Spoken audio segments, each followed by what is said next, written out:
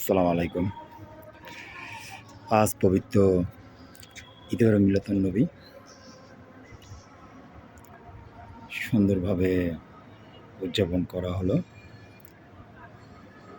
১৫ বছর ১৫০০ বছর আগে আমাদের নবী সে মদিনাতে শুয়ে এখনো উম্মতি, উম্মতি বলে কান্না করছেন।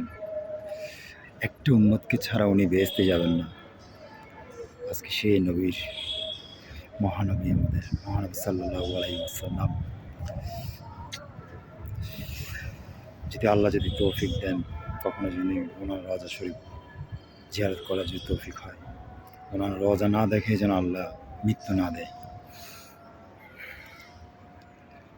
আল্লাহ সবাইকে হেদায়েত দান করুক, সবাইকে ভালো মৃত্যু দান করুক। দেখুন আজকের ওয়েদারটা,